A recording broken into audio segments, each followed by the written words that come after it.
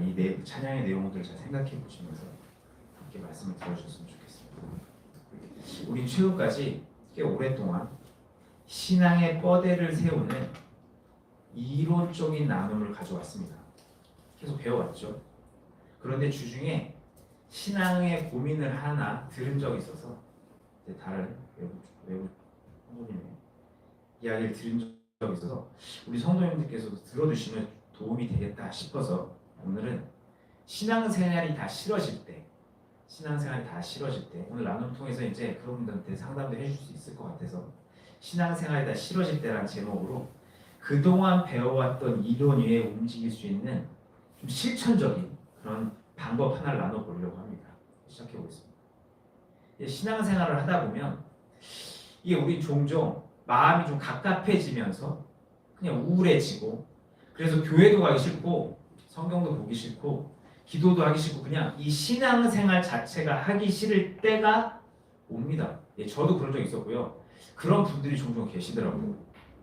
혹시 그런 경험이 있으셨는지 모르겠는데요.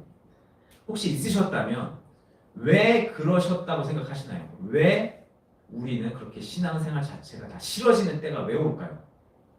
어떤 분들은 이야기 들어보니까 어떤 분들은 삶이 너무 바쁘고 힘들다 보니까 힘들어. 맨날 삶에 사건 사고가 계속 생겨. 내 삶이 너무 짜쳐. 그러다 보니까 소위 사람들이 말하는 번아웃이 된 거예요. 번아웃이 됐어. 그래서 몸도 마음이 다 소진이 돼버렸어. 그러다 보니까 모든 게 다 하기 싫어. 그래서 신앙생활도 하기 싫어 라고 얘기들을 합니다. 어떻게 생각하시나요? 정말 삶이 지쳐서 삶이 너무 힘들다 보니까 지쳐버려가지고 다 싫은데 그러다 보니 교회도 싫고 성경도 보기 싫고 기도도 싫고 그런 거라 생각하시나요? 틀린 말은 아닐 거예요. 어느 정도 영향이 있을 수 있죠. 하지만 오늘 내용을 들어보시면 이게 꼭 그렇지만 않다는 걸 아실 수 있어요. 자, 우리 그럼 생각해 볼 필요가 있어요. 만약 정말 그렇다면 삶의 힘듦이 삶의 이 수고가 우리로 하여금 신앙생활을 제대로 못하게 만든 거라면 좀 더 직설적으로 표현해 보면 신앙생활을 하기 싫게 만드는 이유가 바로 우리 삶의 고단함이라면 우리 예수님을 어떻게 봐야 될까요? 예수님을 생각해 보면 예수님 공생의 기간 동안 정말 너무나도 고단하게 사셨어요. 너무 바쁘셨죠. 진짜 삶을 갈아내셨어요. 끊임없이 밀려오는 사람들, 병 좀 고쳐달라고, 내 사정 좀 봐달라고 계속 옵니다. 그럼 또 그게 모여들어서 마음이 공부하고 이러니까 뭔가 말씀 좀 해달라고 계속 모여들어요. 오병이의 기적만 생각해봐도 예수님을 따라다녔던 사람들이 얼마나 많았다는 걸 알 수 있어요. 그 많은 사람들이 맨날 와서 아프다고 그러고요. 맨날 와서 힘들다고 그러고요. 모여드는 거예요, 계속. 그러면서도 예수님께서는 동시에 가까이 있는 제자들도 계속 챙기셨죠.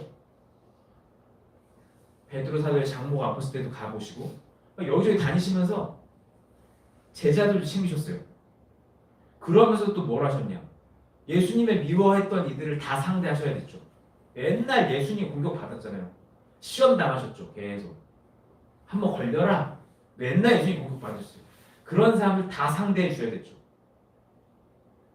예수님 주변에 정말 아프다는 사람, 힘들다는 사람, 또 배우겠다는 사람, 또 죽이겠다는 사람들이 바글바글 했던 거예요. 그러다 보니까 예수님의 삶은 매일매일이 사건의 연속이었죠. 엄청 지치셨을 거예요. 진짜 많이 지치셨을 겁니다. 오직했으면 풍랑에서도 죽으셨을까요? 예수님 엄청 힘드셨을 거예요. 하지만 그 와중에도 예수님께서는 혼자 기도하시는 시간을 가지셨죠. 마가복음 1장 35절 새벽 아직 밝기도 전에 예수님께서 일어나 한적한 곳으로 가서 거기서 기도하시니 또 마가복음 6장 46절 무리를 작별하신 후에 기도하러 산으로 가시니라. 그래 그리고 다 이제 들어가 쉬어요. 혼자 기도하러 가신 거예요. 누가복음 6장 12절 이때 예수께서 기도하시러 산으로 가사 밤이 새도록 하나님께 기도하시고 이후에도 예수님께서는 따로 시간을 내서 기도하셨다는 그런 기록들이 복음서 곳곳에 기록되어 있죠. 따로 시간을 쪼개서 기도하셨던 거예요. 그러면 예수님께서는 그렇게 지치셨을 텐데 아니 만사가 다 귀찮으셨을 텐데 번아웃이 되신 거죠. 근데 어떻게 이렇게 기도의 시간을 가지셨을까? 어떻게 신앙생활을 꼬박꼬박 해내셨을까? 저의 이런 질문에 예수님이니까 그렇지 하나님이시잖아 당연한 거 아닌가? 라고 생각하실 수 있어요. 만약 그렇다면 예수님이어서 겨우 그러실 수 있었다 했다면 바울 사도는 어땠을까요? 우리랑 똑같이 육신을 가진 성정을 가진 바울 사도 사도행전이나 서신서를 보면요 바울 사도의 삶도 예수님 못지않게 만만치 않았어요. 충분히 지칠만 했습니다. 충분히 번아웃 될 만했어요. 3차에 걸친 전도 여행을 했는데요. 그 왜소한 체격에 그 허약한 몸에 아팠잖아요. 허약한 몸으로 유럽 전역을 다니며 복음을 전했죠. 그리고 그 과정에서 고린도후서 11장의 기록을 보면 이런 기록이 있어요. 수없이 옥에 갇혔고 수없이 매를 맞았고 여러 번 죽일 고비를 넘겼다. 고린도후서 11장 24절의 기록대로 유대인들에게 40의 하나를 감한 매를 5번이나 맞았다. 이거 39 그냥 단순하게 39번 맞았다. 그걸 39번 맞는데 5번 맞았다. 이렇게 생각하면 안 돼요. 이게 태형 중에 때려서 내리는 형벌 중에 최고 형벌이었거든요. 그 당시 이름에 40의 하나 제한 것이라는 형벌이 있었어요. 이게 물론 여러 가지 이유가 있어요. 왜 하나를 뺐냐? 이 유대인들이 그 구약에 보면 그 태형에 내릴 때 40대를 때리는 것이 최고 형벌이거든요. 혹시라도 하나 넘어갈까봐 39대를 때렸다는 얘기도 있지만 이게 40대를 맞으면 웬만하면 거의 죽는답니다. 그러니까 진짜 죽지 않을 만큼 팬 거예요. 그걸 5번이나 맞았대요. 또 25절의 기록대로 3번의 태장을 맞았고 태형과 장형의 줄임말이죠. 태장을 맞았고 돌에 맞았고 이스라엘 백성들 돌을 맞아 죽이잖아요. 잘못한 죄인에 대해서 돌로 던져라. 그래 죽이라. 그 돌로 맞은 거예요. 죽이려고 팬 거죠. 죽이려고 돌 던진 거죠. 그렇게 맞았어요. 그러면서 3번 파손을 했어요. 암초에 걸려서 난판 거죠. 침몰한 거예요. 그리고 일주야를 바다에서 지낸 적이 있다고 나와 있어요. 조난을 당한 거예요. 바다 위에서 깊은 바다에서. 삶이 진짜 파란만장하거든요. 근데 26절에 보면 또 기록하고 있어요.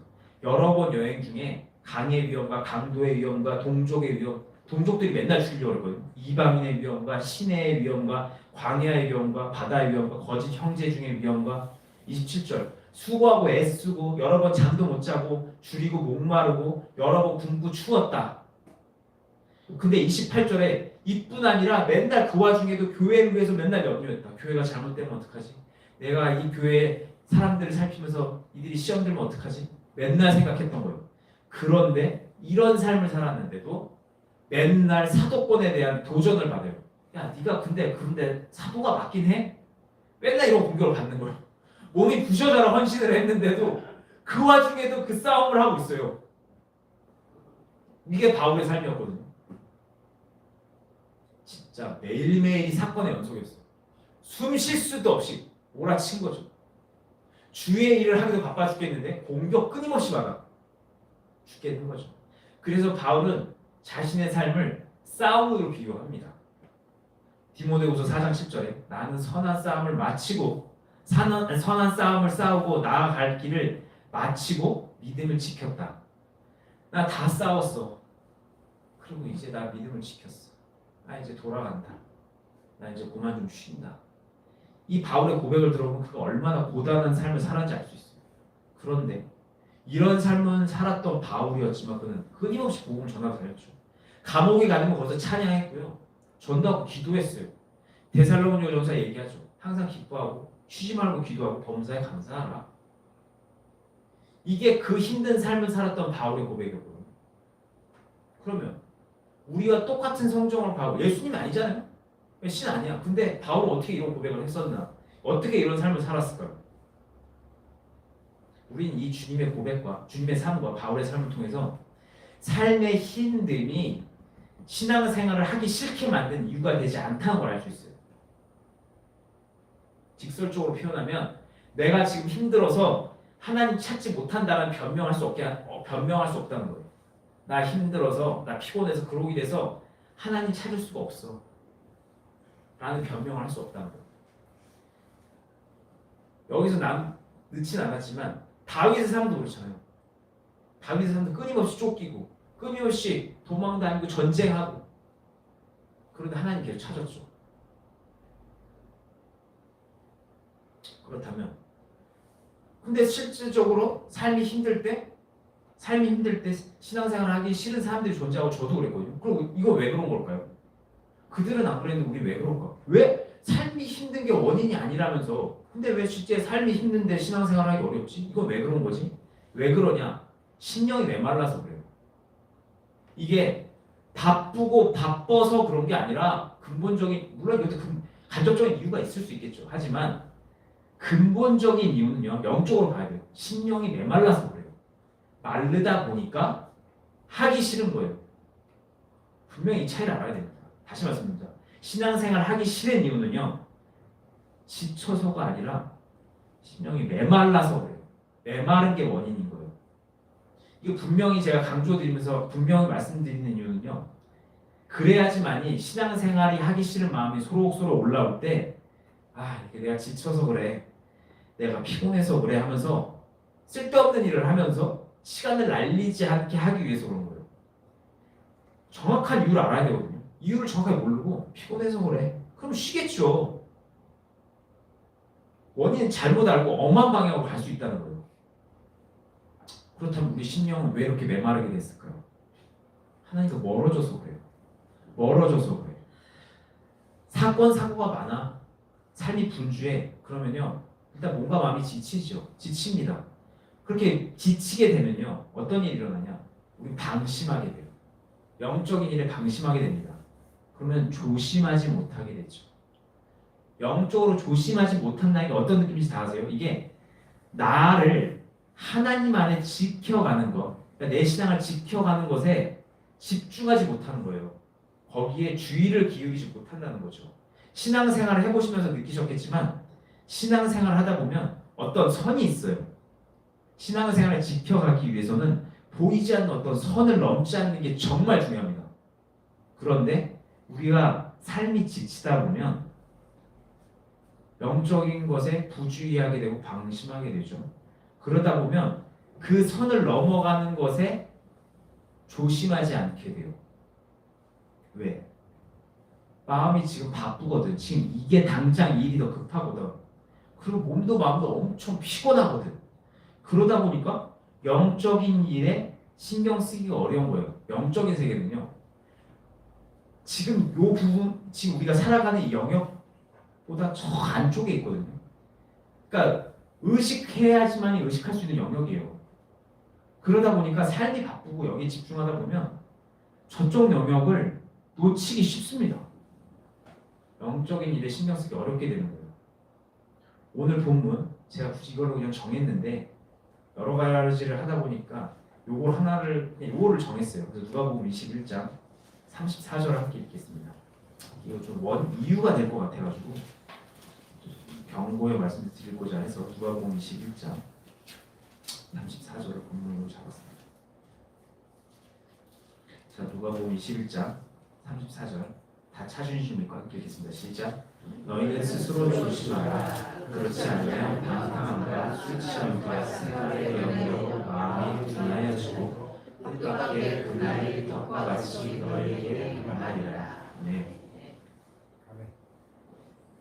조심하지 못하게 되면요, 우리도 모르는 사이에 오늘 본문의 기록대로 조금씩 방탕에 빠지게 되고 술 취함에 빠지게 되고 생활의 염려에 빠지게 됩니다. 이게요, 서서히 느슨해지는 거예요. 영적인 걸 신경 안 쓰면요, 서서히 느슨해집니다. 이게 생각보다 선 안에 있는 것이 조금 번거로울 수 있어요. 그러니까 이거 유지를 해야 되거든요. 그런데 느슨해지는 거예요. 이 정도면 괜찮지 하면서 조금씩 선을 넓게 합니다. 그러면 그 넓게 하는 사이에 방탕이 조금씩 들어옵니다. 이 정도는 괜찮지 뭐. 괜찮아 이 정도. 한 모금 정도는 괜찮아. 이 정도는 어쩔 수 없지 라면서 조금씩 술 취함이 들어오게 되죠. 그러다 보면 어느 순간 내 삶이 서서히 과거로 돌아가면서 생활의 염려들이 쌓이기 시작합니다. 하나님 안에 있을 때 그 가볍고 산뜻한 느낌이 사라져가면서 서서히 생활의 염려가 쌓이기 시작해요.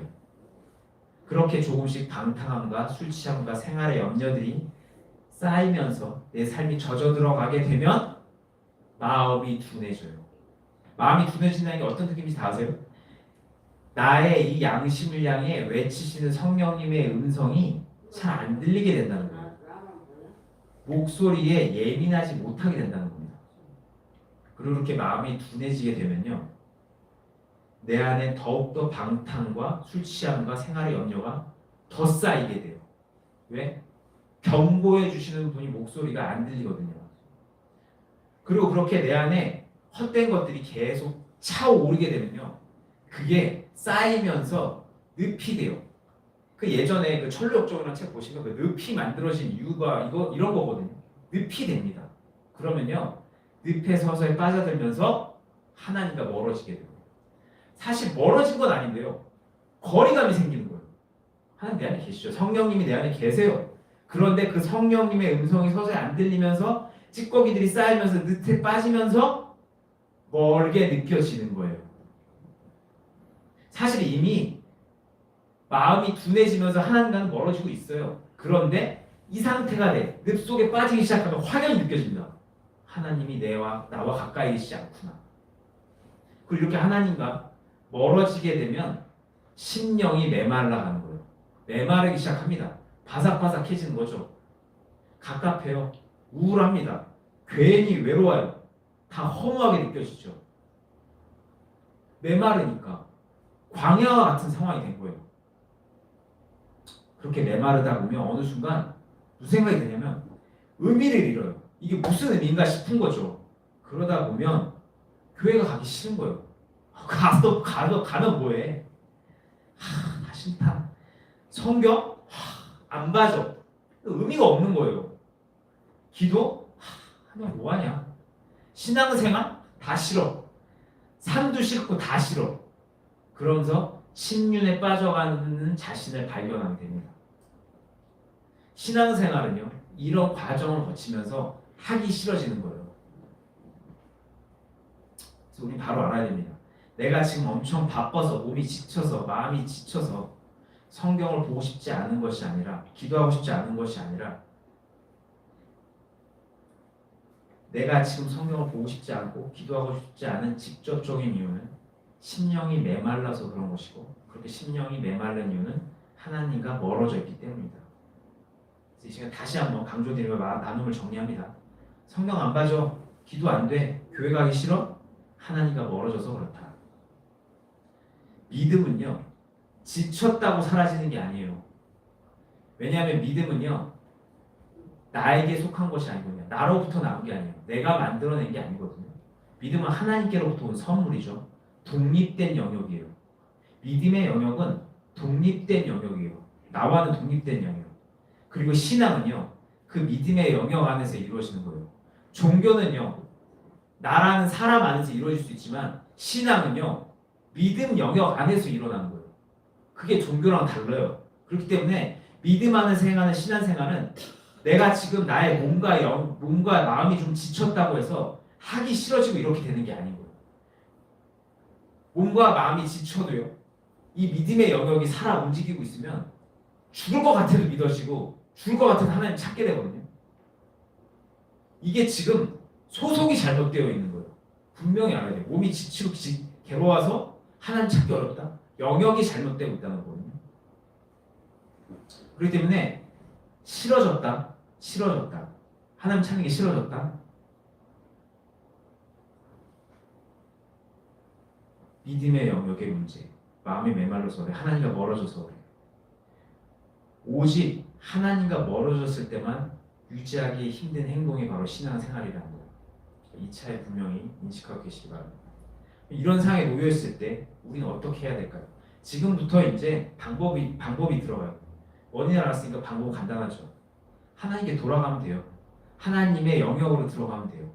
그 생수가 있는 곳으로 성령님의 은혜를 부어받는 그 성령님의 영역 안으로 들어가야 돼요. 내 안에 계신 성령님의 영역 안으로 들어가야 되거든요. 그래서 은혜의 단비를 받을 수 있어야 돼요. 근데 문제가 있어요. 뭐가 문제냐?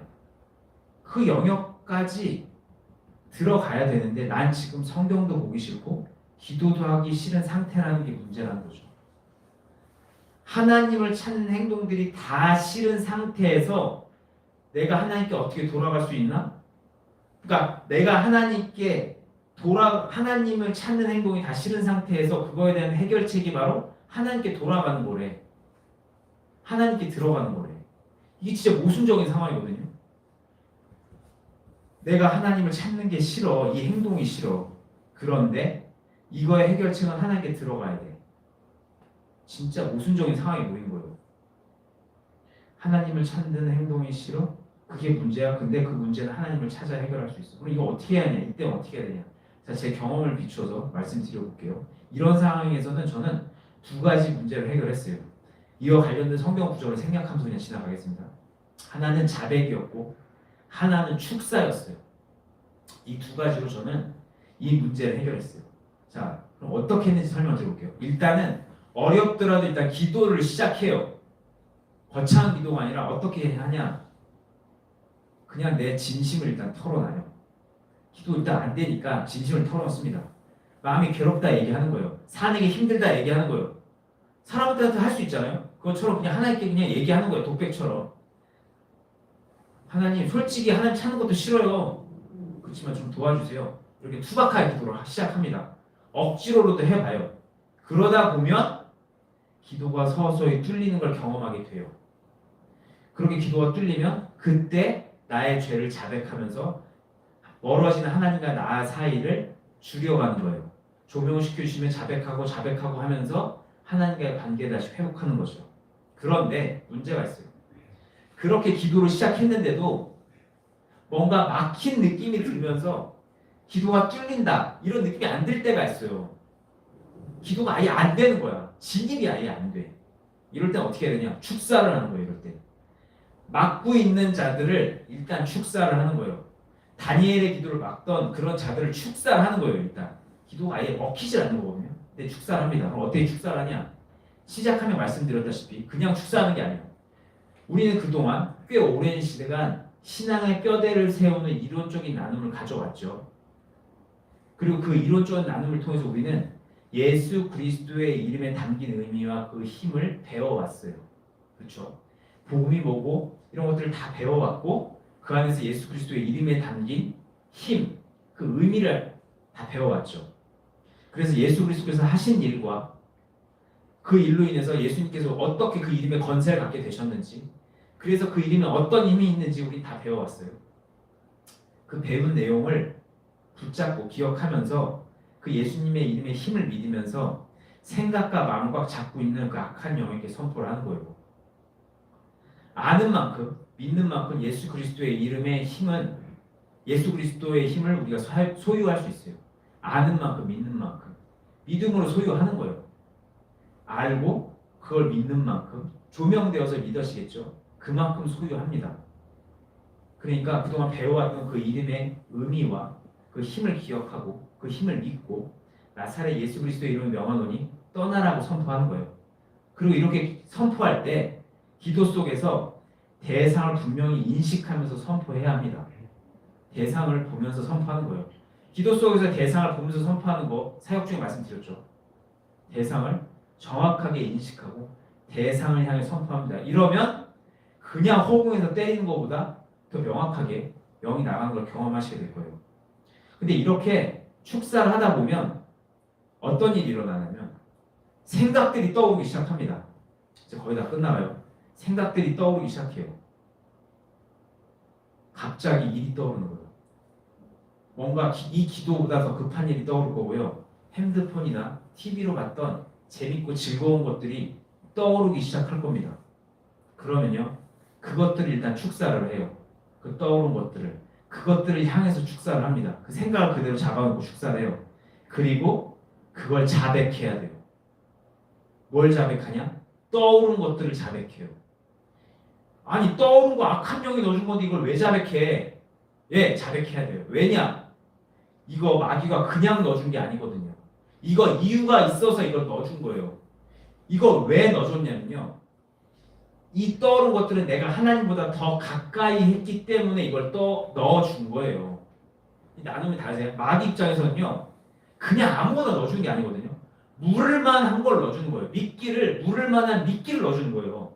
이거 정도면 얘 분명 흔들리고 기도 그만두고 그거 할 거야 라는 걸 넣어주는 거예요. 그래서 축사할 때 떠오르는 것들은요, 내가 하나님보다 더 사랑하는 것들, 내가 하나님보다 더 의지하는 것들, 그래서 나로 하여금 하나님으로부터 멀어지게 했던 그것들을 떠오르게 해줘요. 그래서 내가 기도보다 더 중요하게 여길 만한 것들을 넣어주니까 분명히 요거면 얘 멈춘다. 그걸 던져주는 거기 때문에 축사하시면서 동시에 자백해야 된다는 거예요. 그래야 그게 빠져나가요. 그렇게 축사와 자백을 하시다 보면 서서히 힘이 빠질 겁니다. 힘이 빠져요. 그러다 보면 힘이 빠지면서 상황은 변하지 않았는데 우울함과 갑갑함이 갑자기 사라져요. 그러니까 내가 왜 이러고 있었지라는 생각이 갑자기 들어요. 그러면서 뭔가 빡빡했던 느낌들이 딱 막혀있던 느낌들이 뚫어지고 부드러워지는 게 시원해지는 게 느껴지게 됩니다. 그리고 나면 어떤 게 드냐? 하나님과 나 사이의 거리감이 확 줄어들어요. 이렇게 기도의 문을 열려고 했는데 꽉 막힌 느낌이 들 때는 이렇게 해서 다시 회복하면 됩니다. 이게 무조건 방법이라고 할 수는 없지만 저는 이 방법을 통해서 지금까지 막힌 것들을 회복해 왔어요. 자, 이제 말씀을 정리하면서 검열을 드립니다. 하나님을 찾기 어려운 이유는요, 지쳐서가 아니에요. 소진돼서 번아웃돼서 그게 아니라 메말라서 그래요. 그리고 그렇게 메마른 이유는 내가 지금 하나님과 멀어져 있기 때문에 그래요.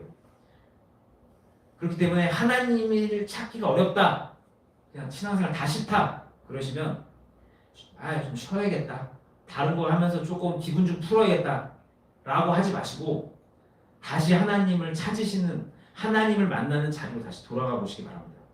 다른 거 아무리 해도요, 기분 아무리 풀으려고 해도요, 여행 다니고 TV 재미난 거 보고 뭐 맛있는 거 먹어도요, 하나님과 관계는 이전처럼 돌아가시지가 않아요. 기분 좀 풀릴 수 있죠.